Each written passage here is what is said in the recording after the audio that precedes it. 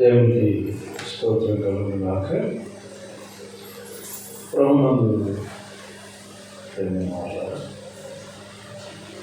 మరొకసారి మీ అందరికీ ప్రభుత్వ యేసుక్రీస్తు వారి నామమున వందనాలు చెల్లిస్తున్నాను.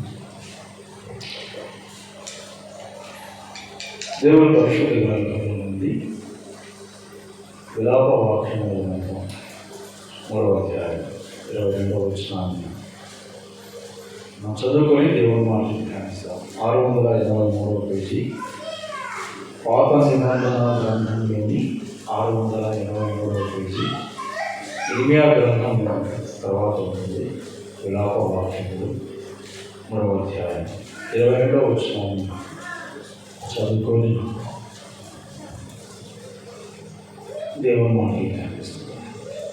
యెహోవా కృపగలవాడు, ఆయన వాత్సల్యత ఎడతెగక నిలుచున్నదిగా మనం ఎన్నోలోనూ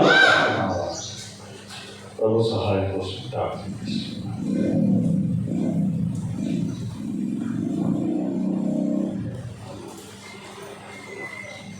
పరిశుద్ధుడైన దేవా, పాపులమైన మమ్మలను ప్రేమించున్నాం.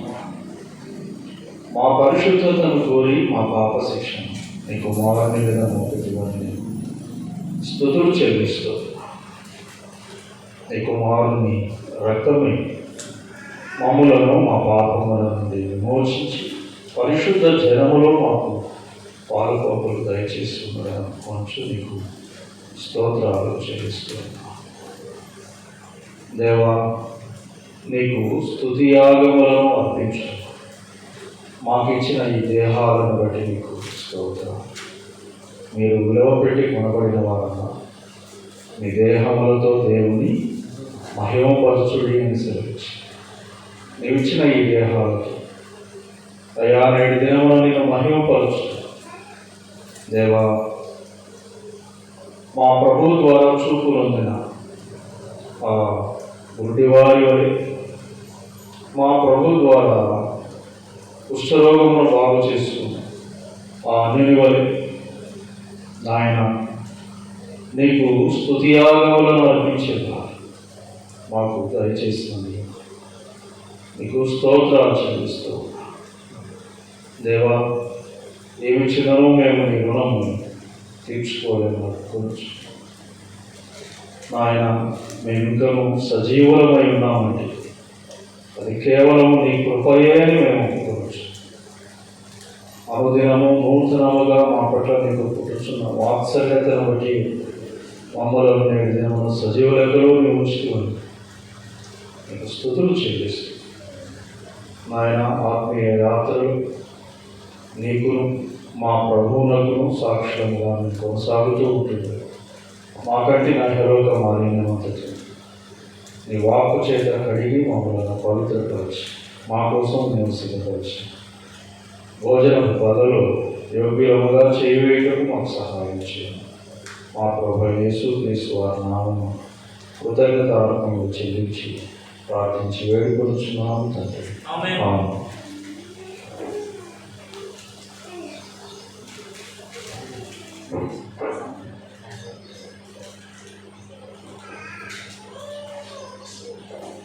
Praise Lord. ప్రభునందు ప్రేమగా ఈ పరిచర్యను ప్రారంభించి ఇప్పటికి 9 సంవత్సరాలు పూర్తయింది.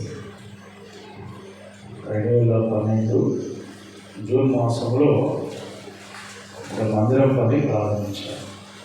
జూన్లో అప్పుడు కరువు, వర్షాలు లేవు.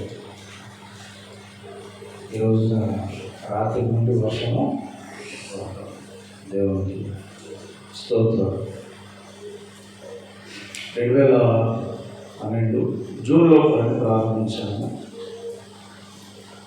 జూలై మొదటి వారానికి పని పూర్తయింది. జూలై 2వ ఆదివారం, ఆ రోజు 8వ తారీఖు, ఆ రోజున మొదటిసారిగా ఈ స్థలము ప్రభువుని ఆరాధించాం. ఇంకొక వారం ఉంటే 9వ సంవత్సరం చివరి పర్వదినం అవుతుంది. ఆ నెక్స్ట్ సండేకి 10వ సంవత్సరంలోనికి పరీక్షిస్తాం. ఆశ్చర్యంగా అనిపిస్తుంది. అప్పుడే 9 సంవత్సరాలు పూర్తయింది. 9 ఏళ్ళు గడిచిపోయాయి.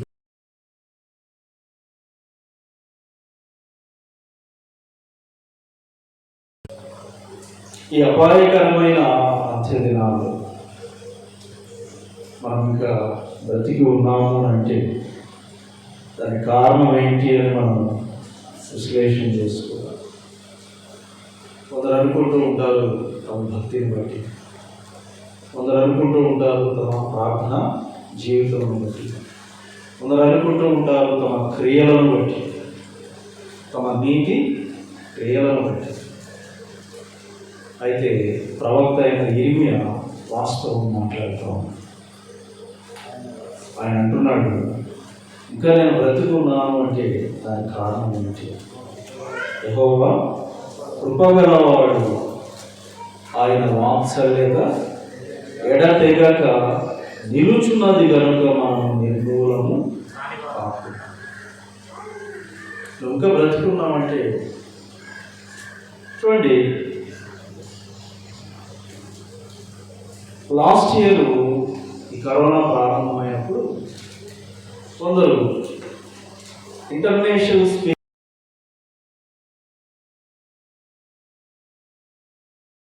పాపుల మీదకి వచ్చిన వైరస్, పాపులను శిక్షించడానికి దేవుడు పంపించింది. ఇది పరిశుద్ధులకు కాదు, మేము సవాళ్ళు చేస్తున్నాం, రండి ఈ తెగులను మేము రూపుమాపుతాం అని గొప్పలు పోయారు. కొద్ది దినాల తర్వాత వాళ్ళకే ఆ కరోనా వెంటనే మాట మార్చేస్తారు. అయితే ప్రారంభం నుండి కూడా మనం అటువంటి బోధ చేయలేదు, అటువంటి మూర్ఖ మాటలు మనం పలకలేదు. బైబిల్ గ్రంథంలో మనము గమనించినప్పుడు బైబిల్ చెప్తూ ఉంది, యెషయా గ్రంథం 57వ అధ్యాయం 1-2 వచనాలు, నీతిమంతులు నశించుట చూచి ఎవరునూ దానిని మనస్సున పెట్టరు, భక్తులైన వారు తీసుకొని పోబడుచున్నారు. కీడు చూడకుండా నీతిమంతులు కొనిపోబడుచున్నారని ఎవరికి తోచదు. వారు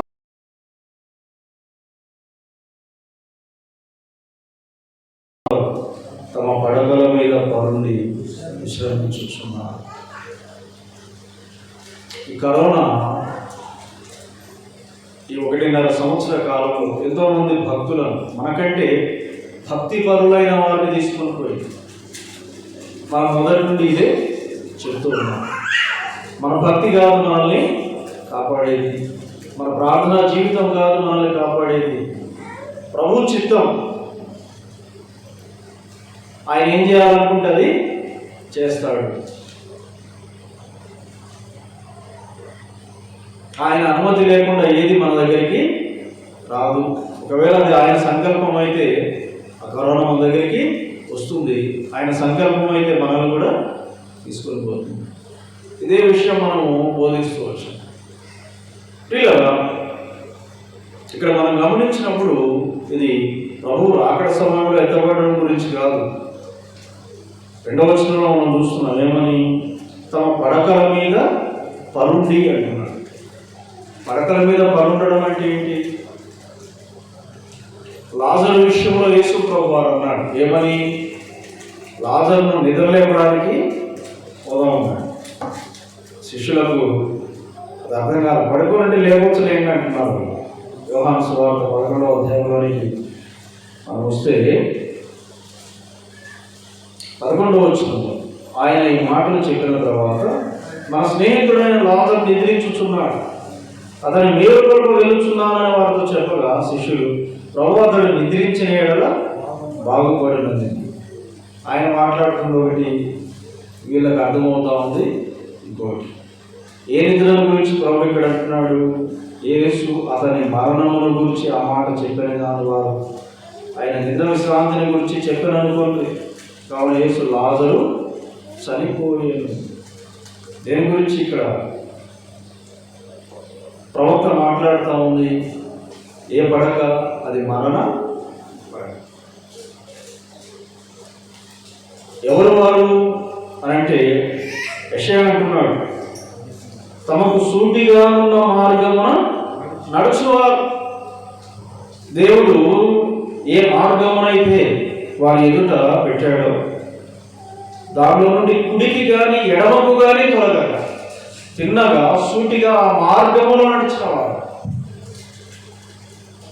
నీతిగా జీవించిన వారు, భక్తిగా బ్రతికిన వారు,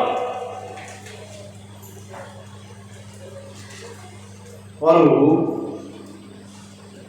విశ్రాంతిలో ప్రవేశిస్తూ ఉన్నారు. తమ పడకల మీద పరుండి విశ్రమించుచున్నారు అనే మాటలు గడిచిన వారాల్లో మనం చూసాం. భక్తిగా బ్రతికిన హిజ్కియా ఏమైంది? అతనికి వాక్యంలో మనం గమనిస్తే అక్కడ ఒక మాట ఉంటుంది,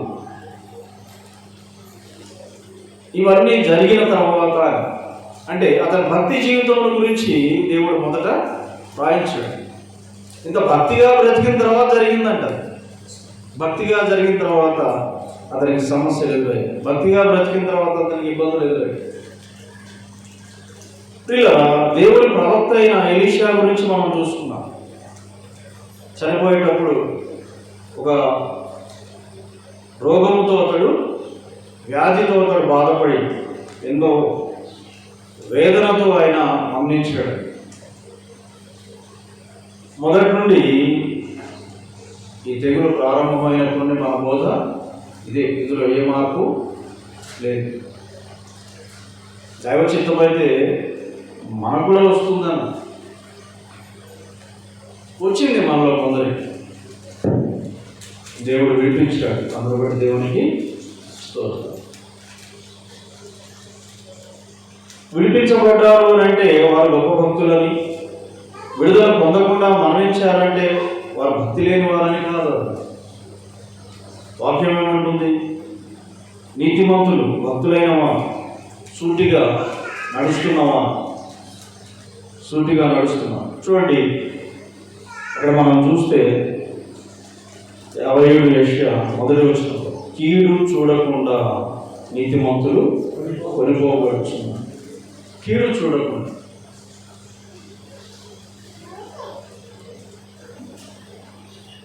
మన మధ్యన 70-80 ఏళ్ళ నుండి జీవిస్తున్న వారు ఉన్నారు. ఆ పెద్దలతో నేను మాట్లాడాను కొంతమందితో. వాళ్ళు అంటారు, అయ్యా ఇట్లాంటి రోజులు మేము ఎప్పుడు మా జీవితంలో చూడలేదు.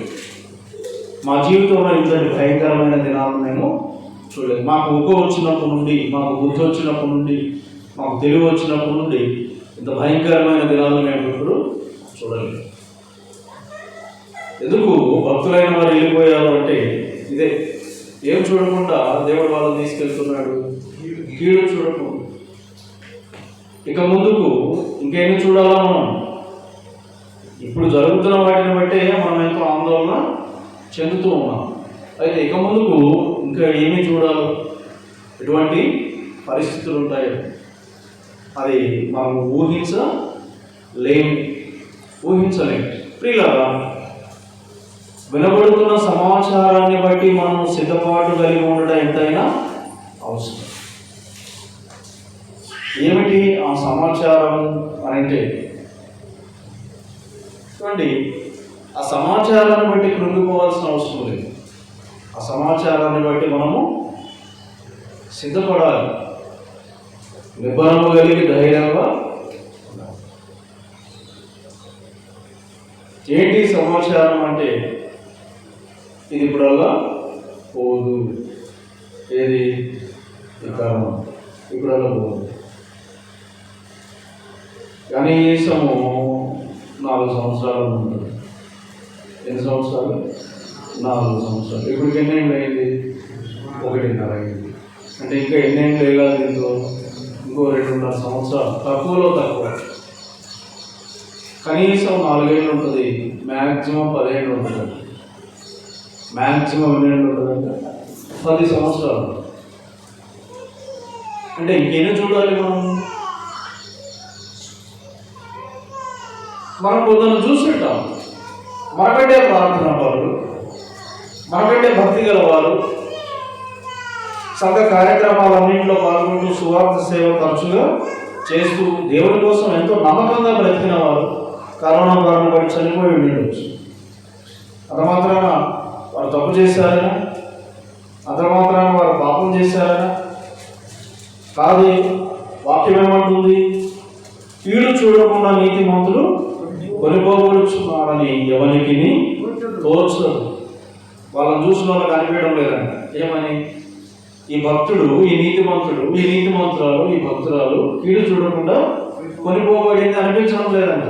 ఏమనిపిస్తా ఉంది? ఎంత తప్పు చేసిందో అయినా, ఏ రహస్య పాపం చేశాడో అయినా, ఇట్లాంటి ప్రియులారా, అది కరెక్ట్? అది కరెక్ట్ కదా? ఈ రోజున మనం బ్రతుకున్నామంటే మనం తప్పులు చేయడం లేదా, మనం పాపాలు చేయడం లేదా అని మనం ఆలోచన చేస్తే తప్పులు చేస్తున్నాం, మనం కూడా పాపాలు చేస్తున్నాం. అయినప్పటికీ ఇంకా మనం బ్రతుకున్నామంటే కారణం ఏంటి అని అంటే 2 సమూయేలు 12వ అధ్యాయం 13వ వచనము సమాధానం చెప్తాము. నేను పాపము చేసినని దావీదు నాతానుతో అనగా, నాతాను నీవు చావకుండానట్లు యెహోవా నీ పాపమును పరిహరించి. ఇది కాదు, నేను తప్పులు చేయడం లేదా, నేను పాపాలు చేయడం లేదా.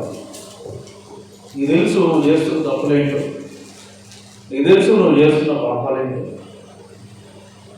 ఇంత భయంకరంగా రోజులు ఉన్నప్పటికీ కూడా ఏమాత్రం చలనం లేకుండా, భయం లేకుండా గడిచిన దినాల్లో నుండి చేస్తున్న అదే పాపము కొనసాగిస్తూ ఉన్నావు, అదే తప్పు చేస్తూ ఉన్నావు. అయినా కూడా నువ్వు చావకుండా బ్రతుకున్నావంటే కారణం ఏంటి? ఇదే ఏమంటున్నాడు ప్రవక్త ఇక్కడ?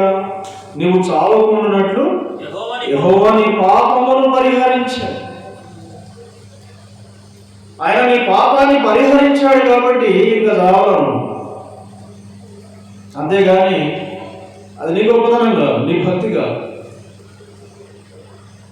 గుండెల మీద చేసుకొని నేనే పాపము చేయలేదు అని మనలో ఎవరైనా చెప్పగలమా? నేనే తప్పు చేయలేదు, గడిచిన వారమంతా నేనంతా భక్తిగా బ్రతికాను, నీతిగా బ్రతికాను, బలలో చేయడానికి కావాల్సిన అర్హత నాకుంది, యోగ్యత నాకుందని మనలో ఎవరైనా మాట్లాడగలరు? మన మనస్సాక్షిని ఈ విషయంలో మనం సమాధానం పరుచుకోగలం.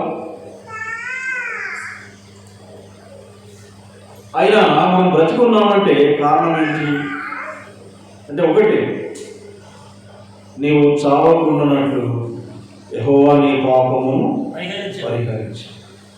చనిపోయిన వారు తమ పాపమును బట్టి చనిపోలేదు. ఏమంటుంది వాక్యము? కీడు చూడకుండా భక్తులైన వారు కొనిపోబడుచున్నారు. ఎంతో భక్తిగా బ్రతుకుతున్నారు, బ్రతికారు, ఆయన చనిపోయాడు కోవిడ్ బారిన పడి.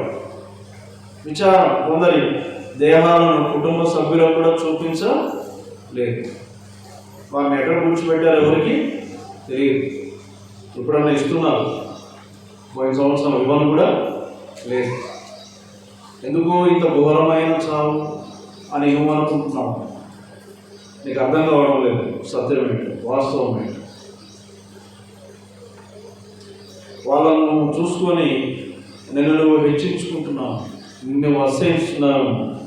అంటే వాక్యం అంటుంది, నీవు చావకుండానట్లు యెహోవా నీ పాపమును పరిహరించు.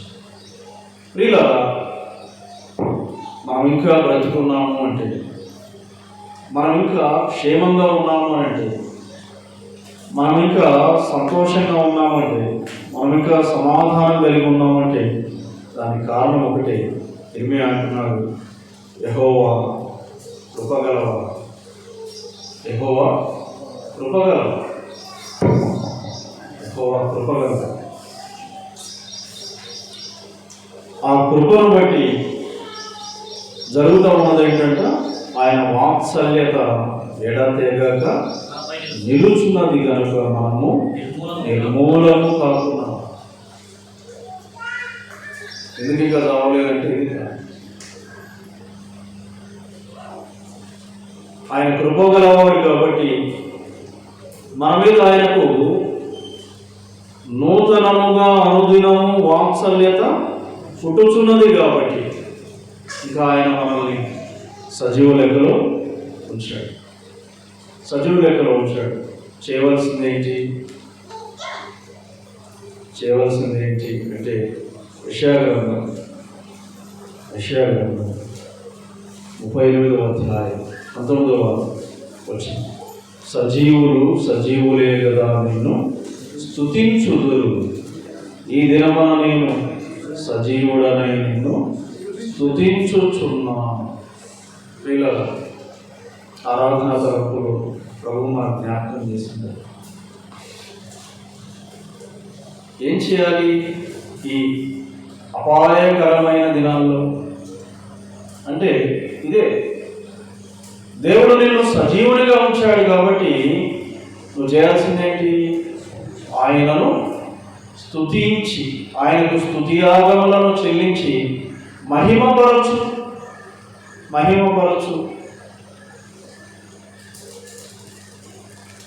ఎందుకు ఉంచాడు?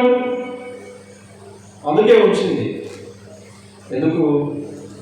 స్తుతియాగములను చెల్లించడానికి.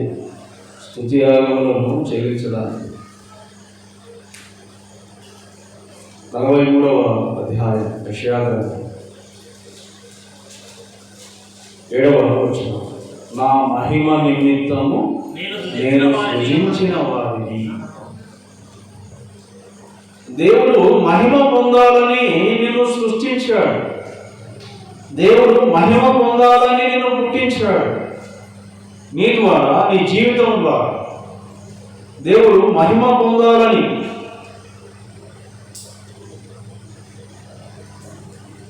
ఎట్లా ఆయనకు మహిమ కలుగుతుంది? ఆరాధన తలంపులో చూశాం కదా, 50వ కీర్తనలో చివరి గీతవాక్యం ఏమని చెప్తా ఉంది? స్తుతియాగము అర్పించువాడు నన్ను మహిమపరచుచున్నాడు. స్తుతియాగము అర్పించువాడు నన్ను మహిమపరచుచున్నాడు. ఇలా ఆయన మహిమ కోసం మనల్ని చేశాడు. మనమేం చేయాలి అనంటే ఆయనను స్తుతించాలి. అప్పుడు మనం ఆయనను మహిమపరచిన వారం అవుతాం. పౌలు మనకు అదే జ్ఞాపకం చేస్తూ 1 కొరింథీ 6వ అధ్యాయం 20వ వచనంలో అంటాడు, విలువ పెట్టి కొనబడిన వారు కనుక నీ దేహముతో దేవుని మహిమపరచుడి. ఏం చేస్తున్నావు? ఆ శరీరంతో, దేవుడిచ్చిన ఆ దేహముతో ఏం చేస్తున్నావు? ఏం చేయమంటున్నాడు ఆయన? ఎందుకు ఇచ్చాడంట ఆ శరీరాన్ని? ఎందుకు ఇచ్చాడు ఆ జీవితాన్ని? ఎందుకు ఇచ్చాడు ఆ దినాన్ని? ఎందుకు నీ ఆయుష్లో మరొక దినం పొడిగించాడు, మరొక వారం పొడిగించాడు, మరొక మాసం పొడిగించాడు, మరొక సంవత్సరం ఎందుకు పొడిగించాడు?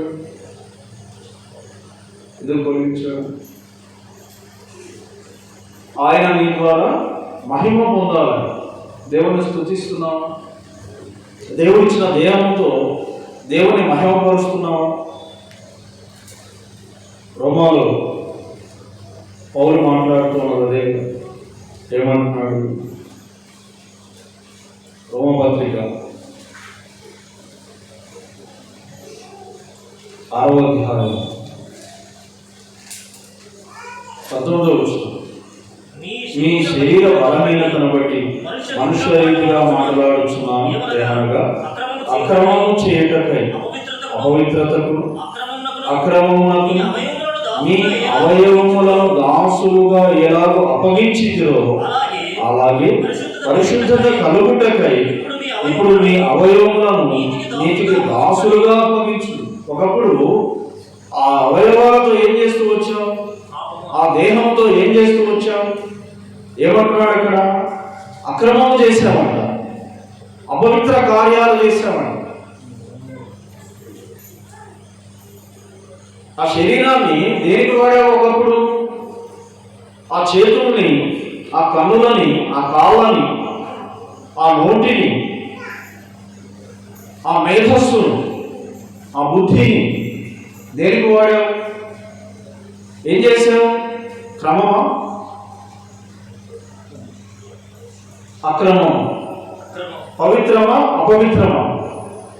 ఏం చేశావు? ఇప్పుడు ఏం చేస్తున్నావు? ఒకప్పుడు చేశావు, అయితే ఇప్పుడు ఏం చేయమంటున్నాడు? పరిశుద్ధత కలుగుటకై ఇప్పుడు మీ అవయవములను నీతికి దాసులుగా అప్పగించు. ఏం చేస్తున్నావు? ఆ చేతులతో ఏం మాట్లాడుతున్నావు? ఆ నోటితో ఏం చూస్తున్నావు? ఆ కన్నులతో, ఆ కాళ్ళతో ఎక్కడికి వెళ్తున్నావు? ప్రియులారా, నీ దేహంతో దేవుణ్ణి మహిమపరుస్తున్నావా? ఎప్పుడు మహిమ? క్రమంగా నడిస్తేనా, అక్రమంగా నడిస్తేనా? ఎప్పుడు మహిమ పవిత్రమైనవి చేస్తేనా, అపవిత్రమైనవి చేస్తేనా?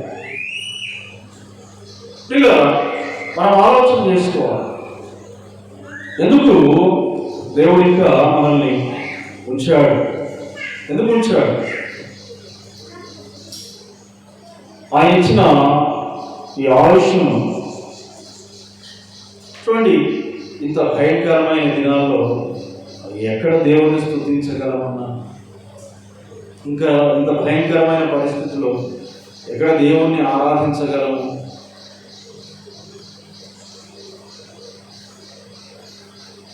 మనకు యెహోషాపాతు మాదిరిగా ఉన్నాడు. ఎందుకంటే భయంకరమైన పరిస్థితి ఆయన కలిగింది, ఆయన రాజ్యం మీదకి వచ్చింది. ఆ రోజున ఆయన ఏం చేశాడు అని మనం ఆలోచన చేస్తే, దినవృత్తాంతంలో 2వ గ్రంథం 20వ అధ్యాయంలోనికి మనం వచ్చినప్పుడు 20వ వచనం నుండి చదువుకున్నట్లయితే, అంతటా వారు ఉదయముననే లేచి ఎక్కువ అరణ్యమునకు పోయి వారు పోవుచుండగా యెహోషాపాతు నిలవబడి, యూదావారులారా, యెరూషలేము కాపురస్తులారా, నా మాట వినండి. మీ దేవుడైన యెహోవాను నమ్ముకునుడి, అప్పుడు మీరు స్థిరపరచబడదు.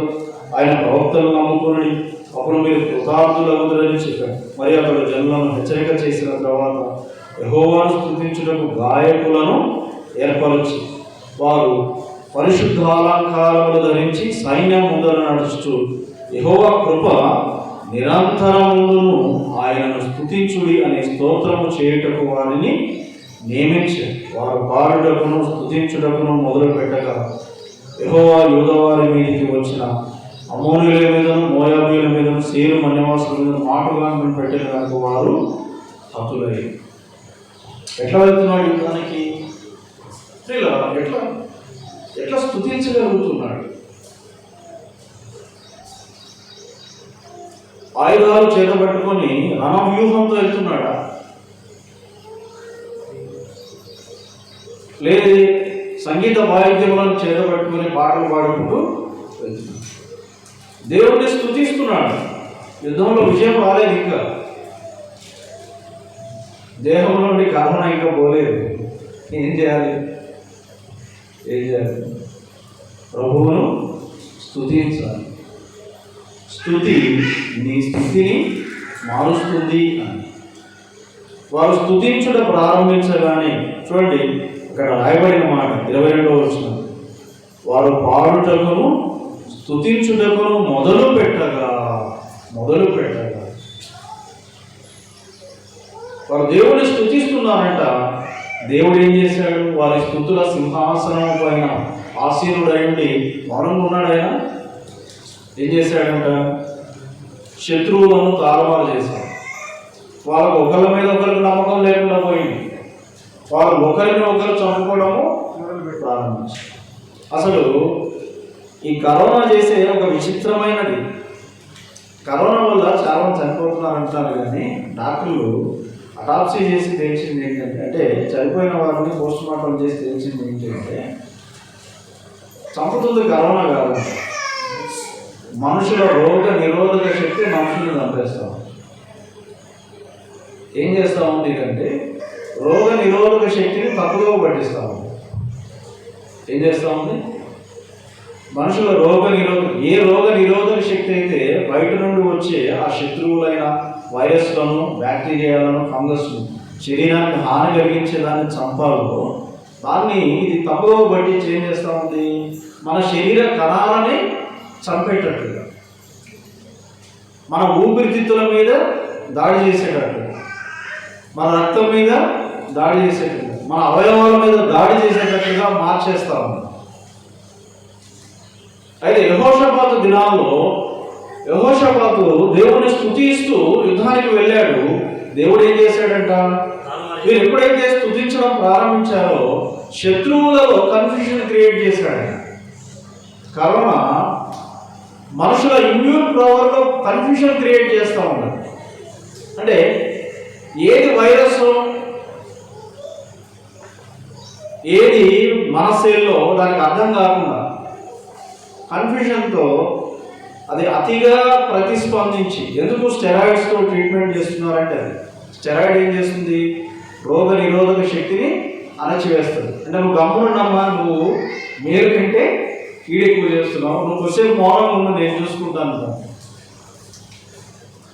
ఎక్కువ శాతము కరోనాలో చనిపోతూ ఉంది. ఎట్లా చనిపోతున్నారంటే రోగ నిరోధక శక్తి అతిగా ప్రతిస్పందించి మనుషుల ఊపిరితిత్తుల మీద దాడి చేయడం. స్త్రీలారా, యెహోషాపాతు సైన్యమును సమకూర్చి యాజకులను ముందు నిలబెట్టి దేవుని స్తుతిస్తూ వారు యుద్ధానికి వెళ్ళిన సమయంలో దేవుడు చేసింది ఏంటి అంటే శత్రువులలో కన్ఫ్యూజన్ క్రియేట్ చేశాడు. వాళ్ళకి ఏం చేయాలో అర్థం కాలేదు, ఒకరి మీద ఒకరికి నమ్మకం లేదు. యూదావారితో కాదు వారు పోరాటం ప్రారంభించింది. ఏం చేశారంట? ఒకరితో ఒకరు 3 దేశాలు ఏకమై వచ్చాయి యూదా పని పట్టాలని. ఇజ్రాయెల్ దేశం మీదకి ఇప్పుడు కూడా కొన్ని దేశాలు ఏకమై మొన్న వెళ్ళాయి, కొన్ని దేశాలు ఏకమై వెళ్ళాయి. అన్నారు వాళ్ళు ఏమని? మా మిసైల్స్ని వాళ్ళ దేవుడు తారుమారు చేసేసాడు, మేము ఒక దగ్గర వేస్తాను ఇంకో దగ్గరికి వెళ్తాం. మనం దేవుని స్తుతిస్తే జరిగేదేంటి? ప్రియులారా, వారు దేవుని స్తుతించారు. ఆ సంకట సమయంలో, ఆ కష్టకాలంలో, ఆ ఇరుకులో, ఇబ్బందిలో దేవుడు వారి యందు సంతోషించి, చూడండి ఎందుకోసం ఆయన మనల్ని ఉంచాడు? నా మహిమ నిమిత్తం నేను సృజించిన వారు అన్నాడు. వారు ఆయన మహిమ పరుస్తున్నారు కాబట్టి వారు ఏదో ఆనందించి వారి శత్రువులను ఆయన తారుమారు చేశాడు. వారు ఒకరిని ఒకరు పొడుచుకొని వీళ్ళు వచ్చేసరికి చచ్చిపడి ఉన్నారు. అమ్మాయ, మన పరిస్థితులు ఎట్లన్నా ఉండి మనం చేయాల్సింది ఇదే, ప్రభువుని స్తుతించాలి, ప్రభువుని మహిమపరచాలి. భక్తుడైన యోబు కానీ శరీరంలో నుండి ఆరోగ్యం అంతా పోయినా కూడా ఏం చేస్తా ఉన్నాడు ఆయన? యోబు గ్రంథం 2వ అధ్యాయంలోనికి మనం వచ్చినప్పుడు ఆ దేహంలో ఆరోగ్యం లేదు. జరిగింది ఏంటి అని అంటే 7వ వచనం నుండి చదువుకుంటే, కాబట్టి అపవాది యెహోవా సన్నిధి నుండి బయలువెళ్ళి అరికాల మొదలుకొని నడినెత్తి వరకు బాధగల కురుపులతో యోబును మొత్తేడు. అతడు ఒళ్ళు గోగు కొనుటకై చిల్లబెంకు తీసుకుని బూడిదలో కూర్చుండగా అతని భార్య వచ్చి, నీవు ఇంకా యథార్థంగా వదలగలిగి అని దేవుని దూషించి మరణం కమ్మని, అందుకు అతను మూర్ఖురాలు మారినట్టు నీవు మాట్లాడుతున్నావు, మనం దేవుని వల్ల మేలు అనుభవించుతున్నాం, కీడును మనం అమ్ములంప అగదాని. ఏం చేస్తున్నాడు ఆయన? దేహంలో ఆరోగ్యం లేదు. ఎంతటి భయంకరమైన రోగం అంటే ఆ దురద తట్టుకోలేక ఆయన ఏం చేస్తున్నాడంట? బూడిదలో కూర్చుంటున్నాడు. ఆ వేడిగా ఉండే ఆ బూడిదలో కూర్చుంటున్నాడు. ఆ వేడి బూడిద కూడా అతనికి ఉపశమనం ఇవ్వలేకపోతా ఉంది. ఏం చేస్తున్నాడు? ఒక పెంకు తీసుకొని శరీరాన్ని గీరుకుంటున్నాడు. అంటే ఎంతటి దురద ఉంటుంది. మామూలుగా దురద పుడితే ఏం చేస్తాము? గోరతో గీక్కుంటాం. ఉపశమనం కలగలేదానికి ఏం చేస్తాము? కొంచెం ఏదైనా మెటల్ తీసుకొని గీరుకుంటాం. ఈయన ఏం చేస్తున్నాడంట? ఒక చిన్న పెంకు తీసుకున్నాడు. పెంకు తీసుకొని గీరుతున్నాడు. అంతటి భయంకరమైన అనారోగ్యం. అయితే ఏమంటున్నాడు? దేవుని వలన మేలు అనుభవించుదుమా, కీడును మనము అనుభవింపతగదా? దేవుడు ఏది ఇచ్చినా దేవునికే మహిమ. ఆరోగ్యం ఇచ్చినా దేవునికే మహిమ, అనారోగ్యం ఇచ్చినా దేవునికే మహిమ. భక్తి అంటే ఇది. ఏంటి భక్తి? తీపిని ఎంతగా అయితే ఆస్వాదిస్తుందో చేదును కూడా అంతే ఆస్వాదించేదే భక్తి అంటే. అర్థమవుతా? భక్తి అంటే భావోద్వేగం కాదు. భక్తి అంటే భావోద్వేగం కాదు. కొంతమంది తీయే తినేటప్పుడు ఆనందంగా ఉంటారు. చేదు తినమంటే ఇక అయిపోయాక వచ్చింది.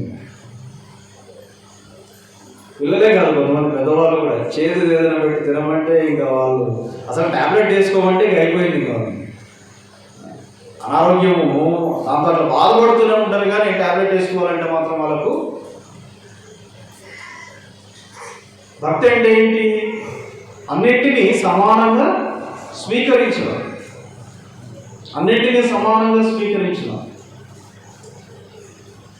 ఏదో మ్యూజిక్ పెట్టి ఇన్స్ట్రుమెంట్స్ వాయిస్తూ పెద్ద సౌండ్ పెట్టి పాటలు పాడుతుంటే ఉప్పొంగి ఉర్రూతలు కూడా అంటారు భక్తి. అది భావోద్వేగం, అది భక్తి కాదు.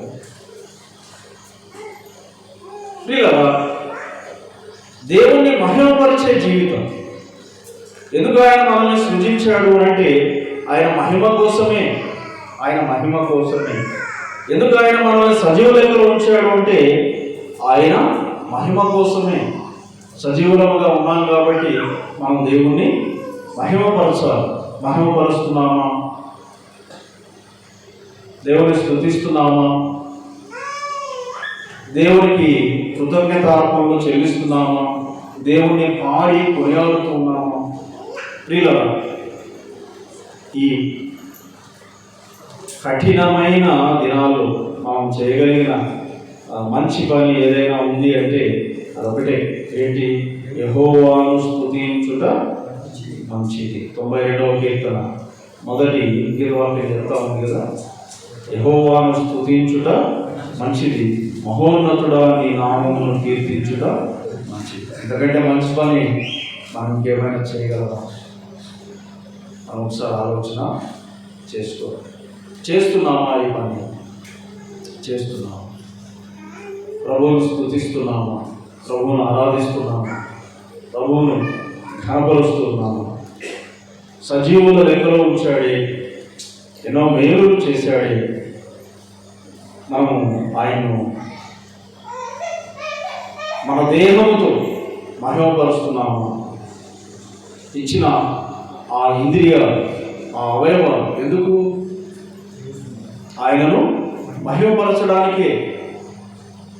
ఆ పని చేయడానికి వాటిని వాడుతున్నామా? లేదు అనంటే పాపము చేయడానికి, అక్రమము చేయడానికి, అపవిత్ర కార్యములకు అవయవాలను వాడుతున్నాం. చివరిగా ఒక మాట మనము చూసుకొని ఊహించుకుందాం. ఆరాధన తరంలో అన్న చెప్పిన మాటే యోహాను సువార్త 5వ అధ్యాయంలో, యోహాను సువార్త 5వ అధ్యాయం 14వ వచనం. యోహాను 5:14. ఇదిగో స్వస్థత పొందితివి, మరి ఎక్కువ కీడు నీకు కలగకుండానట్లు ఇకను పాపము చేయకుమని చెప్పాలా? ఎన్ని సంవత్సరాల నుండి వాడు అక్కడ ఉన్నాడంట? ఏ స్థితిలో ఉన్నాడు? ప్రియులారా, మన బ్రతుకుల గురించి ఆలోచన చేస్తే ప్రభువును ఎరుగని ఆ పాపపు బ్రతుకు మనకి ఎంతో అసహ్యంగా ఉంది. ఆ ప్రవర్తనను బట్టి మనం ఎంతో సిగ్గుపడుతూ ఉంటుంది. ఆ స్థితిని బట్టి అటువంటి దౌర్భాగ్యం నుండి దేవుడు విడిపించాడు. అటువంటి దురవస్థ నుండి ప్రభువు విడిపించాడు, మేలు చేశాడు. అయితే ఇప్పుడు మనం ఏమి చేస్తాం? ఆయన మనకు మేలు చేశాడు, మరి మనం ఇప్పుడు చేస్తున్నది ఏంటి? ఏమంటున్నాడు ఆ మనిషితో? స్వస్థత నొందితివి, ఇకను మరి ఎక్కువ కీడు నీకు కలగకుండా. ఏమని హెచ్చరిస్తున్నాడు?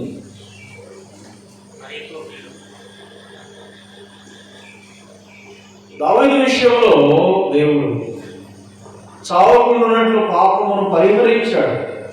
దావీదు ఏం చేశాడు? మరలా తప్పు చేశాడు, మరలా కీడు చేశాడు, మరలా పాపం చేశాడు.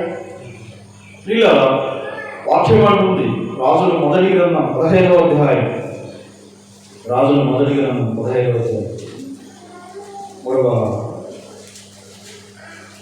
4వ వచనం 15. దావీదు హిత్తీయుడైన ఊరియా సంగతి యందు తప్ప తన జీవిత దినములను యెహోవా దృష్టికి యథార్థముగా నడుచుకోవచ్చు. అమ్మాయి ఎట్లా బ్రతుకుతున్నాం? ప్రభు హెచ్చరించాడు. 38 ఏళ్ళ నుండి అక్కడ పడి ఉన్నామని ఎవరు అని పట్టించుకోవడం లేదు. ఏమంటున్నాడు వాడు? అయ్యా నాకెవరూ లేరు. నీకు అట్లే ఉండే, నీకెవరూ లేరు. నీ దౌర్భాగ్యం నుండి, ఆ జిగటగా దొంగ ఊపి నుండి, ఆ పాపపు బ్రతుకు నుండి విడిపించగలిగిన వారు ఎవరూ లేక బయటికి రావడం తెలియక బాధపడుతూ ఉంటుంది. ప్రభు గడగేశాడు, విడిపించాడు. మార్పు వచ్చిందా? మార్పు వచ్చింది. మేలు పొందావు, స్వస్థత పొందావు. మరలా ఏం చేస్తున్నావు? అయ్యా ఆలోచన చేస్తున్నావు. ప్రభు హెచ్చరిస్తా ఉన్నాడు. ఏమని? మరలా తప్పు చేస్తే జరిగేది ఏంటంట? ఏమంటున్నాడు? మరి ఎక్కువ కీడు. మరి ఎక్కువ కీడు అంటే అర్థం ఏంటి? మరి ఎక్కువ కీడు అంటే యేసు ప్రభువును తృణీకరించి చచ్చిన వాడికి, యేసు ప్రభువును ఎరిగి పాపం చేసిన వారికి వ్యత్యాసం ఉంది. అందరికి ఒకటే శిక్ష ఉండదు. రకం అందరికి ఒకటే శిక్ష ఉండదు. యేసు ప్రభు ఉన్నాడు కదా, కొందరిని చూసి, కొన్ని పట్టణాలను చూసి సొదొమ గొమొర్రాల కంటే అన్నాడు. అంత్య దినమున సొదొమ గొమొర్రాల కంటే ఆ పట్టణాల పరిస్థితి ఎట్లుంటుందంట? ఇంకా ఘోరం ఉంటుంది. అంటే ఏంటి? పరలోకంలో బహుమానాలు అన్నీ ఒకేలాగా ఉండవు. ఒక్కొక్కరికి ఒక్కొక్క రకమైన బహుమానం, ఒక్కొక్క స్థాయి. శిక్షలో కూడా అంతా ఒకటే ఉండదు. అక్కడ కూడా డిఫరెంట్. ప్రభువు తృణీకరించిన వారికి విధించే శిక్షకి, ప్రభు ద్వారా మేలు పొందుకొని మరలా ఉద్దేశపూర్వకంగా పందుల్లాగా, కుక్కల్లాగా పాపాలు చేసుకుంటూ బ్రతికే వారికి వ్యత్యాసం ఉంది. వాటి గురించి అంటాడు. అట్లా బ్రతకొద్దు అని పేతురు కూడా హెచ్చరించాడు. ఏమని? కుక్క తన మాతికి తిరిగినట్లు, మంది మరలా బురదలో వదిలినట్లు. అటువంటి బ్రతుకు ఇంకా భయంకరం అంటున్నాడు. ఇంకా భయంకరం. అదే దావీదు విషయం చెప్తున్నాడు. ఏమని? దావీదు హిత్తీయుడైన ఊరియా సంగతి యందు తప్ప తన జీవిత దినములని యెహోవా దృష్టికి యథార్థముగా నడుచుకోవచ్చు. యెహోవా తనకి ఇచ్చిన ఆజ్ఞల్లో దేని విషయములను తప్పిపోకుండా. ఆ ప్రయాస నీకుందా? ఆ పోరాటం నీకుందా? ప్రభువు ఇచ్చిన ఆజ్ఞలు ప్రభు ఇచ్చిన జీవితం, ప్రభువుని మహిమపరచాలి, ప్రభువుని గణపరచాలి. ప్రభు అన్నాడు ఒక మాట తన ప్రవక్త ద్వారా దావీదు ఏమని, నాతాను ద్వారా ఏమన్నాడు, నా శత్రువులకు నీవు ఒక హేతువు కలువజేసితివి. యెహోవాను దూషించుటకు ఆయన శత్రువులకు నీవు గొప్ప హేతువు కలుగజేస్తుంది. తన జీవితకాలం అంతా ఒక ఆరాటం కలిగి బ్రతికాడు. ఏమని, ఇక ఎన్నడూ కూడా నన్ను బట్టి, నా పనులను బట్టి ఆయన శత్రువులు ఆయనను దూషించకుండా నేను బ్రతకాలి. ఇక తన జీవితంలో ఎన్నడూ తప్పు చేయలేదు. నువ్వు ఎట్లా బ్రతుకుతావు? ప్రభు హెచ్చరిస్తా ఉన్నాడు, మరి గొప్ప కీడు. అమ్మాయ ఆలోచన తీసుకుంది. 2021వ సంవత్సరం 6వదైన జూన్ మాసము చివరి ప్రభువు దినమున ఆయనను సజీవురాలిగా సేవిస్తున్నాము. మంచిది. అయితే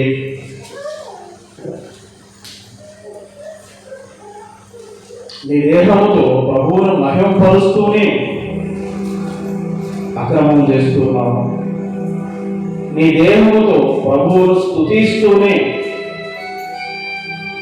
పాపము చేయించున్నాము. అక్రమమునకు, అపవిత్రతకు నీ అవయవాలను అప్పగిస్తూ ఉన్నాము. ప్రియులారా, ఆలోచన చేసి ఎందుకు ప్రభు చెబుతున్నాడు? ఎందుకు సజీవ లేఖలో ఉంచాడు? కుక్క వంటి బ్రతుకు బ్రతకడానికి, పంది వంటి బ్రతుకు బ్రతకడానికి, లేదంటే యూదా గోత్రపు సింహపు బిడలను సింహాలులాగా ధైర్యంగా ఎందుకు వచ్చాడు? ఏం చేస్తూ ఉన్నాం? దేవుడిచ్చిన దేహంతో ఏం చేస్తున్నాం? దేవుడిచ్చిన దినములో ఏం చేస్తున్నాం? దేవుడిచ్చిన ఆయుష్ దేవుని మహిమపరుస్తున్నాము. పరిశుద్ధతకు నీ అవయవములను అప్పగిస్తున్నాము. ఇంకా పాపం చేస్తున్నాం, ఇంకా అక్రమం చేస్తున్నాం. ఆయన హెచ్చరిస్తూ ఉన్నాడు, మరి గొప్ప కీడు నీకు కలుగు. స్వస్థత పొందాం, మేలు పొందాం, ఉపకారం పొందాం, విడుదల పొందాం, దీవెన పొందాం, ఆశీర్వాదం పొందాం. మరలా పాపం చేస్తున్నాము. ప్రభువును స్తుతిస్తూనే దేహము అపవిత్రతకు, అక్రమములకు అప్పగిస్తున్నావు. ప్రార్థన చేసి, ప్రేమగల తండ్రి, పరిశుద్ధుడు, నీ మహిమ కోసం నీవు మమ్మలను సూచించుతూ మరొకసారి మాకు జ్ఞాపకం చేసినందుకే తీసుకో. మేము భక్తులమని కాదు, మేము నీతిమంతులమని కాదు, మా ఎదుట ఉన్న మార్గంలో సూటిగా నడుస్తున్న వారమని కాదుగా దేవా, దావీదు వలె మేము పాపము చేసినప్పటికీ మేము చావకుండానట్లు మా పాపములకు నీవు పరిహారము చేసి మా పట్ల కృప చూపి మమ్మల్ని ఇంకనూ సజీవ లెక్కలో ఉంచినందుకు నీకు స్తోత్రాలు చెల్లిస్తుంది. నిజమే, నీ భక్తుడు ఇక ఎన్నడూ తన జీవితంలో పాపము చేయదు, నీ ఆజ్ఞానుసారముగా నడుచుకుంటాడు, నీ నీ ప్రవక్త అయిన సమూయేలుతో నీవు సెలవిచ్చినట్లు నీ హృదయానుసారమైన జీవితము జీవించాలి. అందును బట్టి స్తోత్రం. నేను ఆ విధంగా బ్రతకలేను. 38 ఏళ్ళకి ఆ కుమారుడి దగ్గర పడి ఉన్నవాడు మా ప్రభు ద్వారా స్వస్థత పొంది మరలా పాపము చేసి మా ప్రభు హెచ్చరించిన మీద కూడా అయ్యా మేలు చేసిన మా ప్రభు, స్వస్థపరిచిన మా ప్రభు కీడు చేసి హాని చేసి మేము వారి దేహములతో నిన్ను స్తుతిస్తూనే నేను కనబరుస్తూనే దేవా మా అవయవములను అపవిత్రతకు అక్రమములకు పాపములకు అప్పగిస్తూ నురువెచ్చని జీవితాలు జీవిస్తున్నామని కుక్కల వలె మందుల వలె బ్రతుకుతున్నాం. దయతో క్షమించు దేవా. నీకోసం మండుచు ప్రకాశించు జ్యోతుల వలె జీవించడానికి మాకు సహాయం చేయండి. ఆయన మొదలుపెట్టాం మా తండ్రి, నీకు స్తోత్రాలు. మమ్మల్ని ప్రేమించి నువ్వు ఇచ్చిన ఇదే నిన్ను మహిమపరచుటకు మాత్రమే వాడు ఈ ఇంద్రియములు, ఈ అవయవములు పరిశుద్ధతకు అప్పగించుకోవడం మాకు సహాయం చేయము. మా పట్ల కృపచు. ఇక ఎన్నడూ కూడా నీకు విరోధముగా మేము పాపం చేయము. మా దేవుడమైన నీవు పరిశుద్ధమైన రీతిగా నీ ప్రజలమైన మేము పరిశుద్ధంగా జీవించినట్లుగా మమ్మల్ని దీవించు. మా ప్రభువైన యేసుక్రీస్తు వారి నామములో ఆ కలువరి శిలువలో తన పరిశుద్ధమైన రక్తమును నీ చిత్తమును నెరవేరుస్తూ అర్పించి మా ప్రభువైన యేసుక్రీస్తు వారి నామములో క్షమాభిక్ష అర్థిస్తూ ప్రార్థించి వేడుకొచ్చున్నాం తండ్రి. మనసు పొంది ప్రభువైన యేసుక్రీస్తు వారి నామములో బాప్తిజం తీసుకుని వాక్యపు వెలుగులో హృదయాలను శుద్ధి చేసుకున్నవారు దయచేసి మీ కుడి చేతిని తలకు పైగా చూపించినట్లయితే అన్నవాళ్ళు రొట్టెను దగ్గరికి తీసుకుని వస్తారు. చిన్నముక్క తీసుకుని ప్రభువుని మహిమపరచండి. లైవ్లో బల తీసుకుంటున్నారు. బల ఇస్తున్నవారు అమ్మాయి ప్రసాదం కాదు, కుటుంబ సభ్యులకు పిల్లలకు ఇవ్వద్దండి. మారు మనసు పొంది ప్రభువైన యేసుక్రీస్తు వారి ఎదుట తమ పాపాలు ఒప్పుకొని ఆయన నామములో బాప్తిజం తీసుకొని పాపాలను కడిగి వేసుకుని పరిశుద్ధులైన వారు వాక్య పెరుగుతో హృదయాలను శుద్ధీకరించుకున్న వారికి మాత్రమే రొట్టె రసం ఇవ్వాల్సిందిగా మనం చేస్తూ ప్రభువైన యేసు తన రొట్టెను ఎత్తుకొని చెల్లించి దాన్ని వచ్చి ఇది మీ కొరకైనా నా శరీరం మనం జ్ఞాపకం చేసుకుంటే ఏం చేయవచ్చు.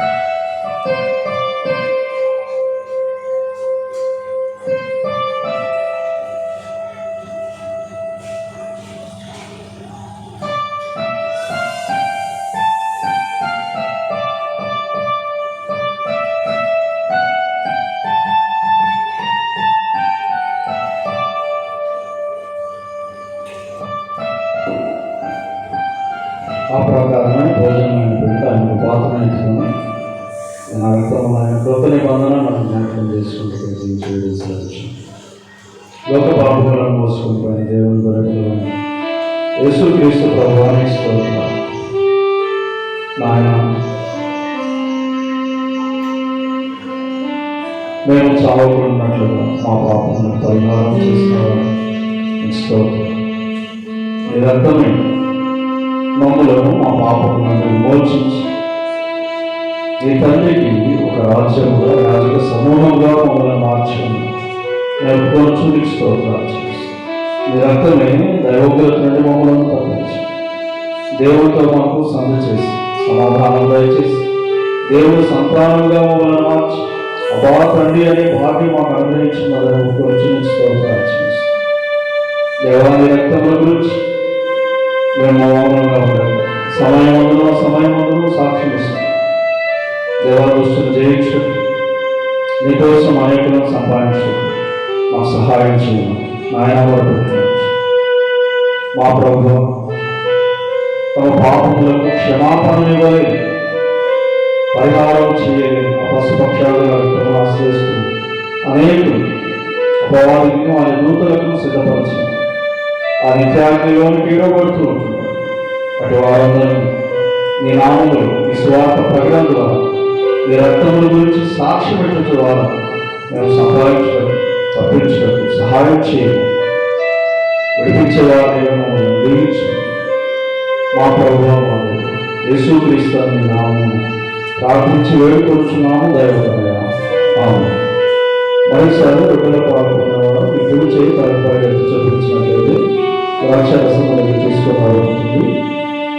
మీకు అప్పుడు మీరు తీసుకుని పాలన చేసి ప్రభు మహిమపరచండి.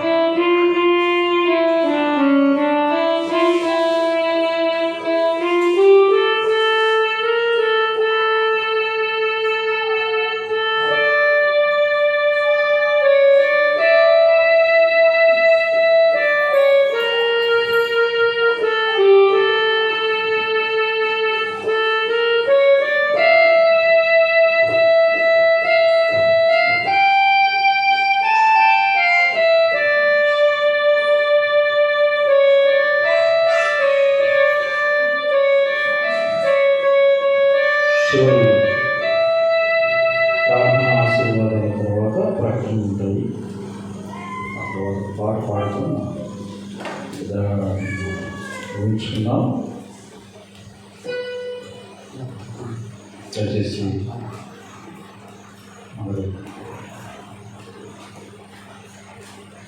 మోకాళ్ళ మీద ఉంది తల వచ్చి ప్రార్థన ఎదుర్కొంచాలని ఆలోచిస్తాం. మన కోసం అంతగా శ్రమపడిన ఆ ప్రభు సన్నిధిలో మోకరిల్లుతారు, శరీరాలను శ్రమపెట్టుకుంటారు. సరే అయితే ప్రార్థన చేసుకుంటాం. సజీవుడైన సజీవులు సజీవులే కదా నేను స్తుతించున్నదని ఈ ప్రవక్త యెషయా ద్వారా సెలవిచ్చిన నేను సేవించిన కొరకై మమ్మలను సజీవుల లెక్కలో ఉంచుకోమని స్తోత్రాలు చేస్తాను.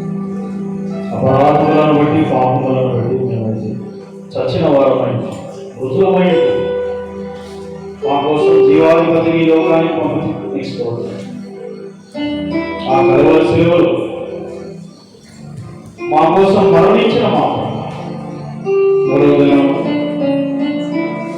మరణంలో జయించి తిరిగి లేచి మమ్మలను దేవా సజీవనంగా మార్చి ఉన్నాడని ఒప్పుకొనుచు నీకు స్తోత్రాలు చెల్లిస్తాం. మా ప్రభు పునరుద్ధార శక్తి మేము లేపబడితేమని ఒప్పుకోవచ్చు, సజీవులమని అంగీకరిస్తూ నీకు స్తుతులు చెల్లిస్తాం. దేవా గడిచిన వారం, గడిచిన దినాలంటే ఈ మాసం అంతా, ఈ సంవత్సరం ఇప్పటివరకు చేసిన మేలులు అయా తలపోసుకుంటూ నీకు కృతజ్ఞతాస్తుతులను చెల్లించే భాగ్యం మాకు దయచేసి ఈ పరిచర్యను అయా ప్రారంభించిన దేవుడవు నీవే స్తోత్రం. దీని వెనుక మాలో ఎవరి ఆలోచన లేదు, మాలో ఎవరి ఉద్దేశాలు లేవు, మాలో ఎవరి తలంపులు లేవని, ఇది కేవలం నీ అనాది సంకల్పము, నీ ఏర్పాటు చొప్పున అయ్యా నీవు మాలో కొందరిని ప్రేరేపించి జ్ఞాపకం చేత నడిపించి ఈ కార్యమును ప్రారంభించి అయ్యా నేటికి ఈ స్థితికి తీసుకొని వచ్చినవని ఒప్పుకొనుచు నీకు స్తోత్రాలు చెల్లిస్తూ నీవు వాడుకొని ప్రతి బిడ్డను బట్టి నీకు స్తోత్రాలు, నీవు నడిపించిన ప్రతి బిడ్డను బట్టి నీకు స్తోత్రాలు, ఈ పరిచయంలో పాలి భాగస్థులుగా నువ్వు చేసిన ప్రతి కుటుంబాన్ని బట్టి నీకు స్తోత్రాలు. యేసు క్రీస్తు ప్రార్థన మందిరం ఈ పరిచయకు నామకరణం చేసిన వాడను నీవేనని నీకు స్తుతులు చెల్లిస్తాను. 9 ఏళ్ళు ఈ పరిచయను కాచి కాపాడి సంరక్షణ నడిపించినందుకు నీకు స్తోత్రాలు చెల్లిస్తాను. ఎన్నో మార్పులు, ఎన్నో మేలు, ఎన్నో ఉపకారాలు, ఎన్నో దీవెనలు, ఎన్నో ఆశీర్వాదం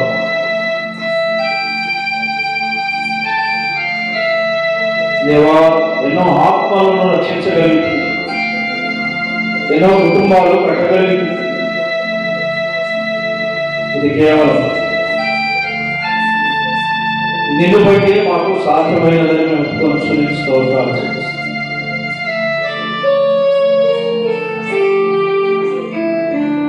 ఇచ్చిన గర్భఫలాలను బట్టి అయా పిల్లలందరినీ బట్టి స్తోత్రాలు, ఉద్యోగాలను బట్టి అయా మా పిల్లల చదువులో నువ్వు ఇచ్చిన జ్ఞాన వివేకముల బుద్ధి తెలివిని బట్టి మార్పులను, స్థానాలను బట్టి, విజయాలను బట్టి తీసుకోవాలి. వివాహాల విషయమై నువ్వు చూపిన ప్రభుత్వం స్వస్థతలు, మరణకరమైన రోగాల నుండి మాలో కొందరిని నేను విడిపించి తీసుకోవాలి. ఎన్నో మేలు లెక్కలేని వాటన్నిటిని బట్టి నీకు స్తుతులు చెల్లిస్తాను. ముందున్న దినాలు కృతజ్ఞతగా అయ్యా మేము స్తుతి కూడికను ఏర్పాటు చేసుకుని దీన్ని మహిమపరచడానికి మాకు సహాయం చేయండి. నాయనామలు పెట్టుకోవచ్చు. దేవానికి స్తోత్రాలు చెల్లిస్తాం. నేడు దైవారాధనలో పాల్గొన్న ప్రియులందరినీ పట్టించుకో, కుటుంబాలన్నింటిని పట్టించుకో, మందిరానికి చేరి వచ్చిన వారైతే, లైవ్లో వీక్షిస్తూ ఏకీభవిస్తున్న వారైతే వారికి ఉన్న గొడవలు కొత్త తీర్చు. నువ్వు ఇచ్చిన దేహాలు, అవయవాలు పాపమునకు, అక్రమమునకు, అపవిత్రతకు కాక పరిశుద్ధతకు అప్పగించుకోండి. పరిశుద్ధమైన నిన్ను మహిమపరచు సహాయం చేయము. ఆయన వేడుకోవచ్చు. ఇకను పాపము చేయము, ఇకను కీడు చేయము. నీ భక్తుడైన మా పితరుడు దావీదు మా జీవిత కాలమంతా మా దేవుడవైన నేను భయభక్తులుగా నీ ఆజ్ఞానుసారం నమ్మకంగా నేను సేవించడానికి మాకు సహాయం చేయము. నాయనా మాకు పెట్టుకోవచ్చు. కుటుంబాల్లో కొరతలు కదవలు తీర్చు. అన్ని సమకూర్చి మేలు ఉపకారం దయచేసి మహిమ పొందారు. ఏమిచ్చినాను మేము నీ రుణం తీర్చుకోలేమని దేవా, సుజాత వివాహ విషయమై నువ్వు చేసిన మంచి ఏర్పాటుకై నీ స్తోత్రాలు. నీ పరిచర్యలో వాడబడుతున్న నీ బిడ్డ దాసు ఎస్కేలుతూ అయ్యా, మరి ఈ వారం బుధవారం గంగవరం గ్రామంలో నీ మందిరంలో వారిద్దరిని జతపరచడానికి నువ్వు చేసిన ఏర్పాటుకై నీ స్తోత్రం. వివాహ దినాన్ని ఇరువురు ఎవరు ఇరు కుటుంబాలు, ఇరు సంఘాలు, ఇరువురి రక్త సంబంధికులను, స్నేహితులను, శ్రేయభిలాషులను సిద్ధపరిచి నడిపించి అనుకూల వాతావరణం ఇచ్చి ఘనంగా వివాహాన్ని జరిగించి ఆయన వేడుకొచ్చి తండ్రి స్తోత్రాలు. గురువారం అయ్యా జూలై 1వ తారీఖు రిసెప్షన్ విషయంలో ఈ మందిరంలో ఆ కార్యం జరగలేకుంటారు. అనుకూలమైన వాతావరణంతో నీ సన్నిధితో సంస్థలో నీ నామను మహిమకరంగా జరిగించు ఆయన మొదలుపెట్టుకోవచ్చు. తండ్రి నీకు స్తోత్రాలు చూపిస్తాను. దేవా కృపచ్చు గడిచిన వార కార్యక్రమాల్లో తోడైతే క్షేమం అనుగ్రహించినందుకు నీకు స్తోత్రాలు చూపిస్తాను. ఇక ముందుకు విడువని ఎడబాయిని దేవుడు అని ఒప్పుకోవచ్చు. నీ సన్నిధిని మాతో కూడా వచ్చు. నీ కృపలో భద్రపరచు. క్షేమంగా మా ప్రభువు రాకడికి మమ్మల్ని సిద్ధపరచు. మా ప్రభువును ప్రాణప్రియును రక్షకున్నాయి యేసుక్రీస్తు వారి నామమున కృతజ్ఞతార్పణలు చెల్లించి ప్రార్థించి వేడుకొంచున్నాము తండ్రి. ఆమేన్. మా తండ్రి అయిన దేవుని ప్రేమ, మా ప్రభువైన యేసుక్రీస్తు వారి కృప, మా ఆదరణకర్త అయిన పరిశుద్ధ ఆత్మదేవుని అన్యోన్య సహవాసం చేయవచ్చిన మనకందరికీ, సంఘమంతటికి, సమస్త పరిశుద్ధులకు సదాకాలం తోడైన నడిపించును గాక. ఆమేన్.